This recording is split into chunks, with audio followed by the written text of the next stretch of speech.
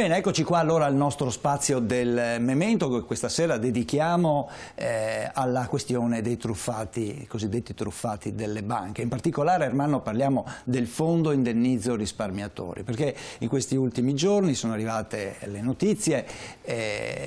In pratica c'era una rimanenza di questo fondo indennizzo risparmiatori che non si riusciva a capire se sarebbe stato redistribuito alle persone che erano rimaste incastrate nel crack delle Popolari Venete e delle altre banche che erano fallite. E adesso sembra che ci sia, insomma, la possibilità che questi soldi, i conti dormienti. Ma noi normalmente affrontiamo problematiche, naturalmente, quindi affrontiamo delle situazioni un po' pesanti. Oggi invece abbiamo una buona notizia, con noi c'è una persona che si è spesa molto e abilmente perché queste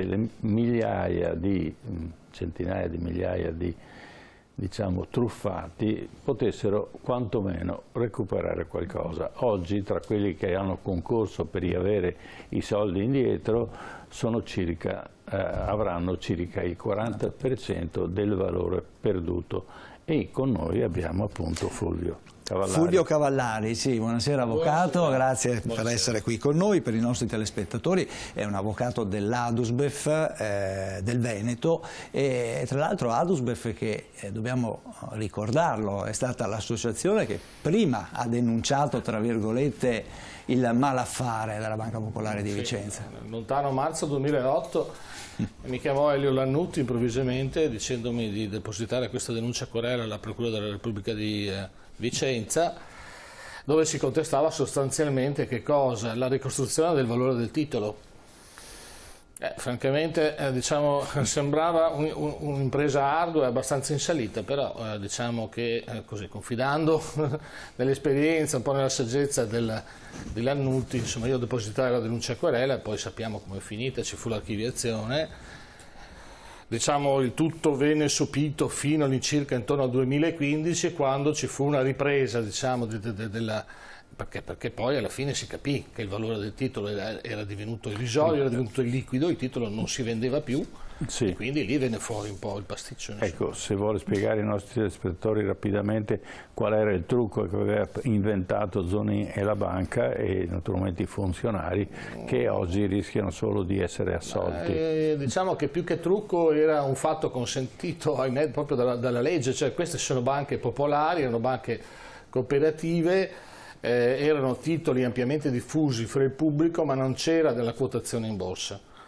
Non essere quotato in borsa significava che il valore del titolo non veniva determinato dal mercato di borsa, ma veniva determinato dal CDA della banca.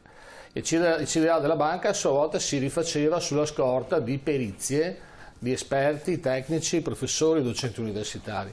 Ecco che quindi praticamente il titolo ha subito queste forti oscillazioni, proprio perché poi alla fine non rispondeva ai reali valori di bilancio, come poi si è scoperto. C'erano, diciamo, dei grossi deficit legati soprattutto al monte crediti da riscuotere, erano tutti sostanzialmente crediti NPL, cioè non performing, e quindi il bilancio, insomma, cioè i valori patrimoniali non c'erano più, erano stati erosi, consumati. Cioè venivano fatti dei prestiti a persone che usavano i soldi in maniera diversa, non c'era nessun controllo, quindi sì. Hanno costruito addirittura delle navi che non esistono, avevano costruito palazzi inesistenti, quindi si avevano truffato il più possibile. Per compensare queste perdite, esatto. Cosa si è inventata la banca? Ha detto: ti presto, hai bisogno di soldi, io te li presto, quindi mi chiedi 1 milione di euro, io te ne do 1,5, sì. Però il mezzo compri i miei titoli, certo, quindi sì. Acquistano valore, sì. E questo era però il trucco, sì. che è vietato, certo. Prego. Praticamente si autoalimentava il valore del titolo, ovvero sia, io ti presto dei denari, poi tu me li restituisci attraverso che cosa? Attraverso il valore dell'azione. Sì. Cioè, è il cane che si morde la coda, cioè, se io erogo dei soldi, ti finanzio, tu con quei soldi mi compri il valore del mio titolo, è chiaro che il valore del mio titolo si innalza. Ma siccome non c'è un mercato, tu non te lo puoi più vendere, cioè io ti faccio un prestito, tu ti fai un debito e poi ti rimane il debito e il valore del titolo non vale più.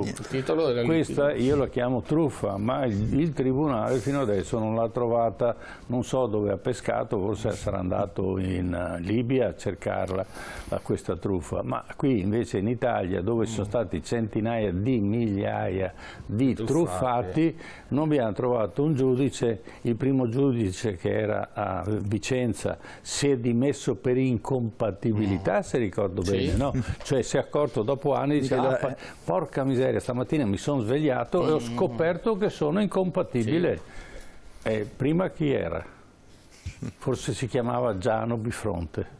Diciamo allora è subentrato un altro giudice e questo giudice ha dovuto riprendere da capo tutto il processo e questo si è allungato in maniera tale che andasse fuori dai termini, cioè avvenisse, fosse più semplice la prescrizione dei reati. A quest'ora dovrebbe essere già in Cassazione e invece in Cassazione ci è arrivato da poco. In Cassazione ci si arriverà a breve, perché diciamo i legali degli imputati hanno già notificato a tutti noi legali di parte civile i ricorsi per Cassazione, quindi adesso attendiamo che la Corte di Cassazione fissi con decreto la data dell'udienza. Certo è che i tempi della giustizia sono stati un po' quelli che sono. In primo grado ci sono state delle condanne, poi dimezzate in grado d'appello sostanzialmente. Adesso andremo in Corte di Cassazione, vedremo quali reati resistono alla prescrizione. L'impressione e se la Cassazione accetterà le sentenze dell'appello e del primo grado, perché potrebbe anche, guarda caso come succede normalmente in Italia, rimettere tutto in appello chiedendo degli ulteriori approfondimenti. Siccome il problema è molto grande, perché la truffa è stata fatta a centinaia di migliaia di italiani, trovare una virgola fuori posto è un attimo e quindi la legge normalmente non si applica. Restiamo fiduciosi, quello cosa posso dire? Io comunque restiamo fiduciosi nella Suprema Corte e vediamo quello che decideranno. Da avvocato devo anche dirlo, insomma. La comprendo. E quindi adesso diciamo siamo nella fase di ulteriore rimborso. Entriamo nel tema. Parliamo della buona notizia. La buona notizia è questa: dopo un iter abbastanza travagliato, perché bisogna anche raccontare un po' l'antefatto, sostanzialmente la cabina di regia delle associazioni dei risparmiatori, composta da circa 18-20 associazioni, si è ritrovata, bella il fatto, e mai discusso con noi, un emendamento presentato da 4 senatori della Lega e depositato il 30 maggio e che doveva poi essere discusso addirittura l'8 giugno.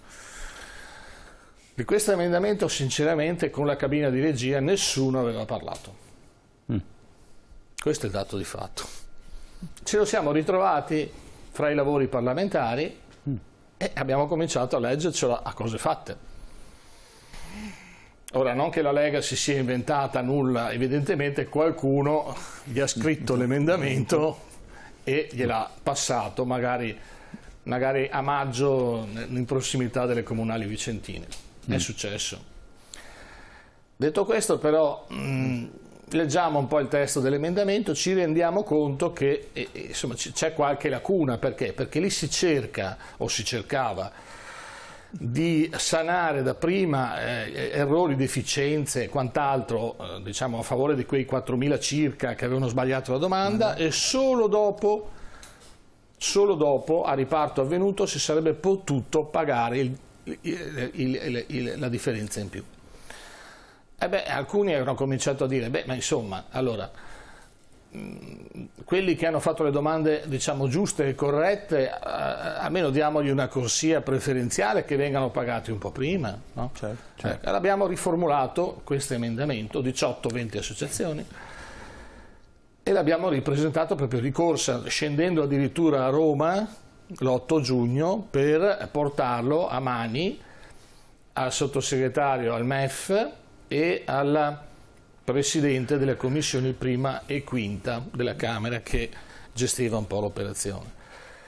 4 nostri rappresentanti sono scesi, tra cui Patrizio Miatello, poi c'era la Barbara Puschiasis, la Milena Zaggia, la Barbara Venuti. Hanno fatto molto bene, devo dire, sono riusciti a raccogliere, diciamo, così, il beneplacito di queste persone. Dobbiamo anche ringraziare l'onorevole Zanettin di Forza Italia di Vicenza, che si è speso molto per noi per fare questo tipo di operazione, questo va sottolineato. Detto questo, depositato il tutto, sembrava che dovesse passare questa nuova versione dell'emendamento, invece in realtà il senatore Ottaviani della Lega ripresenta un altro emendamento ancora, cambiato, modificato, correggendo ed eliminando completamente la questione relativa alla sanatoria di deficienze, errore e quant'altro, e aumentando la percentuale di ristoro del 10%, quindi si passava dal 30 al 40%. Bene. Quindi questo adesso è dato di fatto, è passato l'emendamento ieri alla Camera con il voto di fiducia sul decreto enti locali, e quindi praticamente dovrebbe essere abbastanza sicuro, blindato, perché poi al Senato non dovrebbero esserci ulteriori modifiche. Cosa dice questo emendamento alla fine? Se c'è le liquidazioni verranno fatte sulla scorta delle risultanze istruttorie già in atti, quindi nessuno dovrà produrre nuovi documenti, nuovi incartamenti. L'unica cosa che si dovrà fare è, se si è cambiato IBAN bancario, segnalarlo al portale del FIR. Cioè, hai cambiato l'IBAN, se vuoi che ti paghi dimmi dove devo mettere questi soldi, fondamentalmente. Ecco, basta, non c'è nient'altro. Ovviamente dovremo attendere, immagino, qualche provvedimento, qualche determina della commissione tecnica, che ovviamente è stata prorogata ad ottobre, perché si scadeva a giugno, se no non avremo neanche la possibilità. Dovremo attendere qualche determina, qualche provvedimento che ci dia le istruzioni e le modalità operative per poter. Però la buona notizia, insomma, fino a questo momento c'è. Sì. Ovviamente però c'è qualche associazione che scalpita un po', perché insomma dicono: ma allora tutti quegli errori, quelle deficienze di cui si parlava, che si doveva sanare, eccetera, eccetera, eccetera. Beh, insomma, è un problema, è un tema sicuramente da approfondire, sicuramente da studiare, perché il problema c'è, sono circa 4.000 le persone che sono un po' così sul chi vive, però insomma oggi abbiamo almeno una buona notizia. Certo. Abbiamo un 10% in più, per cui 138.000, 140.000 circa che hanno potuto beneficiare già del 30% e oggi potranno percepire questo ulteriore 10%. Si spera che il tutto vada in porto in Senato la prossima settimana, perché c'è il passaggio alla Camera, adesso attendiamo il passaggio al Senato, però teoricamente con il voto blindato alla Camera dovremmo essere abbastanza tranquilli. Bene, bene, direi che è una buona soluzione, che i nostri telespettatori, diciamo, siano felici, quantomeno avranno un rimborso che gli pagherà un po' di vacanze. Poi naturalmente la politica è giusto che si muova in questa direzione, perché i cittadini sono quelli che fanno questo paese, la politica può solo gestirlo. Grazie di essere intervenuto e grazie dell'attività che sta facendo anche per conto dei nostri cittadini. Certo, grazie a Fulvio Cavallari, avvocato, un avvocato dell'Adus, appunto, del Veneto. Grazie, e adesso vedremo se abbiamo ancora occasione di parlare del fondo indennizzo risparmiatori. Adesso invece per voi telespettatori abbiamo un breve break pubblicitario, dopo torniamo ancora con uno spazio del memento, perché lo dedichiamo appunto a Julian Assange. A tra poco.